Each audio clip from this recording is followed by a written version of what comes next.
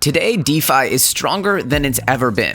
However, it's absolutely no secret that the real opportunity for DeFi is in bridging to the traditional financial sector. There are hundreds of trillions of dollars in the traditional financial sector, and comparatively, there's barely over 10 billion here in the DeFi sector. That said, total value locked in DeFi is currently at all-time highs. So don't believe those who want to tell you that DeFi is dead. This is following eerily close to the ICO cycle of 2016 and 2017, where there was a mini ICO boom in 2016, the year of the last halving, and then things went absolutely postal in 2017, leading to the biggest bubble in crypto history. Whether 2021 will lead to a proportionally sized bubble or even bigger, we do not know. However, it's clear that when it comes to the financial sector, there is a ton of money that is yet to enter the game. And while the money inside DeFi already, the money inside crypto already is appetizing for the DeFi sector, the money outside of crypto is exponentially more important, and getting that into the crypto ecosystem is of critical importance. However, a lot of this money is highly regulated and under management within some of the biggest financial institutions in the world. And so if you guys are excited to hear about a project that is bridging the gap between DeFi and CeFi, helping overcome some of those regulatory hurdles to get the insane money bags currently sitting in traditional finance, or at least allowing them to be deployed in a decentralized financial market, then go ahead and destroy that like button. And remember, as always, that each and every comment on this video is entered to win your very own Ledger Nano S. With that said, let's dive into this video about AllianceBlock. Now, first, let's get to it, because people have been saying DeFi is dead for the last 2 months, and just like all new trends in crypto, they get overinflated in a mania phase, they cool off, but the ecosystem keeps developing. We've seen it time and time again. There's all these mini bubbles that occur over and over again in crypto, and we could go ahead and dissect why that happens, but that is not the point of today's video. The point is that if we look at all time, what you'll see is that the total value locked in DeFi is currently still in a parabolic phase. In fact, over the last 90 days, we've seen the slope kind of cool off here throughout October and November, almost plateauing here and even dropping a little bit under the $10 billion mark. And now we're rocketing back up in what feels like the beginning of yet another parabolic movement for total value locked in DeFi. Now, of course, I've said this before, that TVL is not a silver bullet metric, as TVL hops around. So the fact that one project or another seems to have a lot of TVL in it is not that significant, because that can easily leave. However, overall, seeing how much total value is locked in DeFi is a generally good gauge to see if the ecosystem is growing and attracting more money, or shrinking and attracting less money. And what we see here is that currently it's sitting at almost all-time high. It had a little peak up within the last few hours here, but what we see is that pretty much we're sitting pretty at all-time high. And especially if we look at the chart compared to even July and August, we're looking at literally 4x the amount of TVL that was here in August, at the beginning of August. And even at the end of August, we were looking at, 8 billion. We're coming up on 2x that, right? So the real mania phase we were in during August, we're still in some pretty parabolic growth here for TVL and DeFi.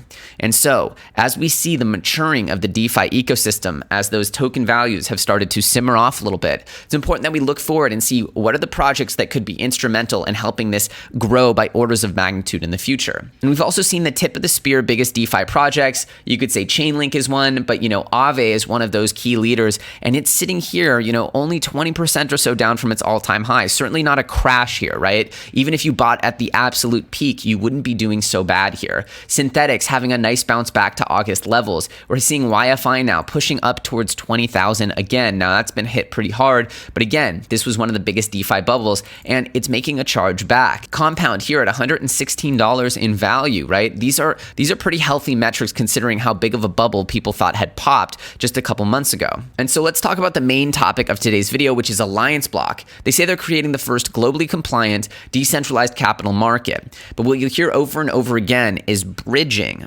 between traditional finance and DeFi, which of course, in my opinion, is of tremendous importance, like I just explained. So capital markets are places where select individuals and organizations can purchase and sell securities in a regulated and controlled manner. AllianceBlock is established establishing the world's first globally compliant decentralized capital market. Companies can easily issue regulated and registered digital securities that are identifiable with an International Securities Identification Number, or ISIN.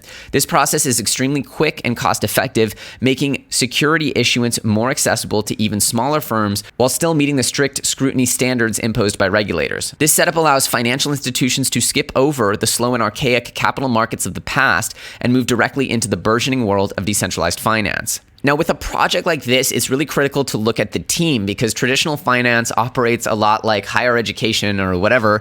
They're looking at pedigree. And so we want to see that these founders have a serious pedigree if we are to believe that they're going to accomplish their mission. Like, how are you guys going to bridge to these big traditional financial institutions if they can't look at you and think you're credible? They're not going to do deals with you. If we click into the founder Rashid's bio, we can see that he was a quantitative analyst at Barclays, one of the world's biggest banks, for several years, and built a highly scalable deep learning model. So he's a quant here at Barclays, and that bodes well, at least as a background for this. Their other co-founder here was a fixed income trader at JP Morgan in London after starting her career at Goldman Sachs. So she's been all over the big banks here. As you can see, their founders are immersed in the traditional finance sector, and that's kind of what you want to see when you're looking at a team like this. They've got some solid partnerships here across the space too. Chainlink and Orion in particular we'll be talking about. They are well connected here in the crypto industry, with Quant and Holochain also on their partnership list. As I discuss some of these partnerships with Orion and then Chainlink, what you'll see is constantly referring to the concept of bridging to traditional finance, bridging to securities exchanges, bridging. And this is really important because if you think of crypto,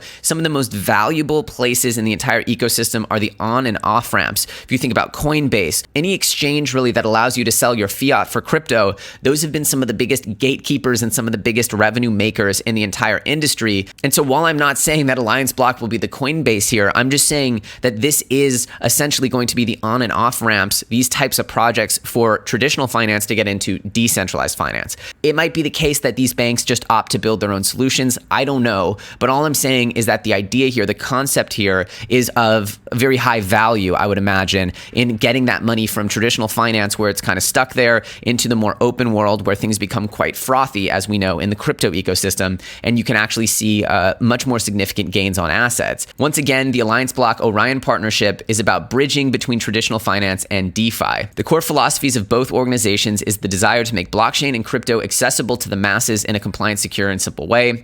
Orion Protocol, the DeFi platform, building business-to-business and business-to-consumer solutions on the most advanced liquidity aggregator ever developed. So Orion's a liquidity aggregator. They're trying to build big pools of liquidity across chains. It's an interesting project. That's not really the point of today's episode, but what they're talking about here is that the TVL in capital markets is in excess of 100 trillion. And they say when factoring in derivatives and other trading instruments, however, we've gone over this before, the potential upward valuation of derivatives is actually close to 1,000 trillion or 1 quadrillion, which is, mind-boggling stuff here. Essentially, as we know, there's ridiculous amounts of money in traditional finance, and the goal is to get that money into decentralized finance. They're saying here the opportunity to unlock the massive and latent pool of global liquidity and funnel this into DeFi presents enormous possibilities. Obviously, this article is from about a month or so ago when the TVL in all of DeFi was under 10 billion, but we're already 30% above that. And you can see how fast this stuff is moving. So what I like here is I'm always weary of the projects that just kind of bust onto the scene and they're like, hey, we're DeFi. And these guys have been working for 2 years before they launched their project. And they obviously have a lot of room to grow. They have a lot of work yet to be done, but this project's been in process now for over 2 years, which is what I like to see. Now, I tweeted about this when they put this out, and of course, this was on my November coins list, and I told you guys I was going to be doing deeper dives into these coins to show you why I chose them. And this AllianceBlock collaboration with Chainlink actually has some cookie crumbs in it that I wanted you to pay attention to. A lot of Chainlink partnerships are just, hey, we're using Chainlink's price feeds. That's not like really a partnership. It's just kind of like a news update. It's like a nothing burger, if you will. Anyone can use Chainlink's price feeds. It's like, hey, saying we use Google Gmail, everyone can use Gmail. It's not exclusive. It doesn't add value per se. It's a good resource, but it's not a driver of use and utility. What they're doing is trying to introduce Chainlink oracles to traditional finance entities to unlock and process new data feeds. And so I've highlighted this in red, what I think is probably the most important sentence in this article, which is AllianceBlock will connect Chainlink with top-tier traditional finance entities and exchanges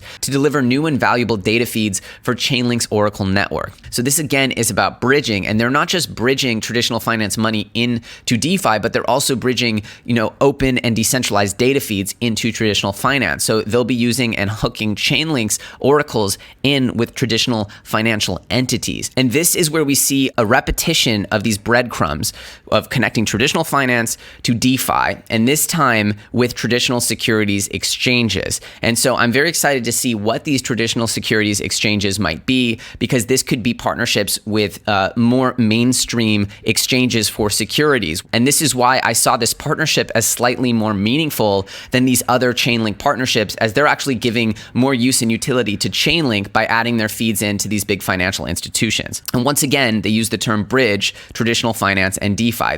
They also have this liquidity mining program with 200% APY on Uniswap, 160 on the ALBT ETH pool there, and then they have a 480% APY coming on Balancer for the ALBT USDC ETH pool, and hopefully that's coming soon. I asked the team and they just said it was coming soon, so I don't know the exact date, but hopefully that's coming soon. And so obviously it's fallen a little bit. It's down about 18-19% on the day, but as we see on the price chart here, it's kind of not too far off from its all-time low. Like its all-time low here, I guess, was 39 cents on a wick here. It's not even at a 2x from its all-time low. And so, you see these projects sometimes, it launched right at the end of the sort of froth here at the end of August, beginning of September, but they didn't really get any kind of parabolic action just yet. And that's what I like to see when I'm looking at these projects, where it has, solid team, utility, use case, and the narrative's there, and the price hasn't done, 10x or 20x for people.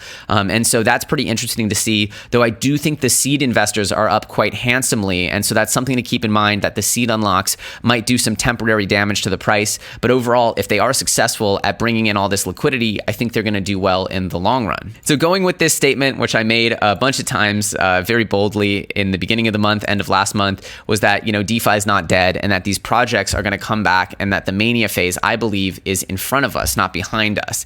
And so with going with that, it makes me pretty excited about a project like AllianceBlock that's really focusing on waking up those old money bags and getting them into the protocols that we know and love that are dominating DeFi. And so I told you guys I was going to be doing deep dives on all the coins I covered during my November coins list. I'm still going to be doing more dives on the coins on that list, and that's because I really did a lot of research in putting together that list. And AllianceBlock I've been following now for really since August. I've been following it pretty intently. In the end, this project is focusing on being the bridge. And just like the bridges from fiat to crypto, I believe the bridges from traditional finance to DeFi will be of huge importance. Just like I value tremendously projects like Ren, which are bridging Ethereum to other ecosystems. Bridges are tremendously valuable, especially if you're first movers or one of the early movers in the space. You can benefit by being kind of like the de facto choice, the Coca-Cola of the space, as I always like to use that expression, just because it's easy to understand. And so this bridge between CeFi and DeFi, as we enter into a new mania phase, bridges like AllianceBlock or potentially other projects like it are going to be on my list of things to watch, because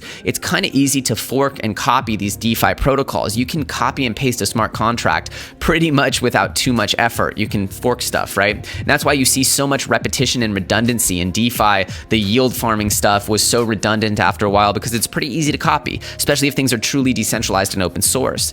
Whereas the things that you can't really copy are relationships with traditional finance that will allow you to create these bridges. So those projects are going to be a little more like pedigreed, a little more elitist, if you will. And for that reason, I anticipate some kind of protective moats for those projects. Though again, it's very likely that these big financial institutions will eventually build their own solutions. Who knows? I can't predict what these big financial institutions can do. I'm just saying that the idea lines up for AllianceBlock. The price action hasn't gone parabolic. It's around that $5 million market cap mark. That is kind of where I established my low cap gems at. It's definitely on the higher side of it. So I think that this one could do potentially really well as we make our way towards a new DeFi mania phase. Now, we're not quite in that yet, but the altcoins and the DeFi majors have been heating up tremendously. So who knows, maybe the rest of November on through the end of the year towards the, holiday season, maybe that's going to be really hot for DeFi again. I'm not sure, who knows, but I do believe that 2021 will be fireworks for the altcoins as Bitcoin starts to make new all-time highs.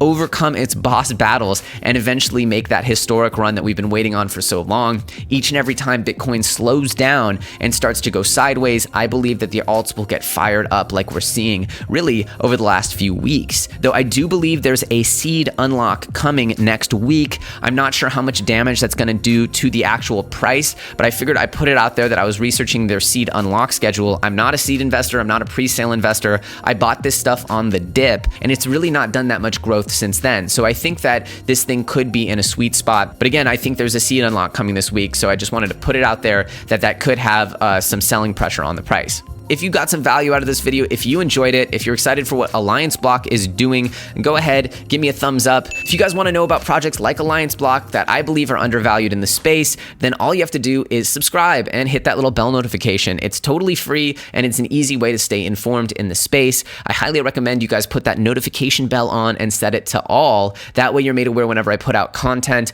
Unfortunately, we constantly see episodes of censorship of some sort here on YouTube. It's sad, but usually that notification bell is a way to get around any shadow bans and stuff like that. So if you guys are excited, if you like this video, if you want to see more like it, go ahead, subscribe and put that bell on. If you want to connect with me personally, feel free to follow my Twitter and Telegram. We just hit 21,000 on Twitter and we're over 11,000 strong on Telegram, both awesome communities, and I encourage you guys to follow me there.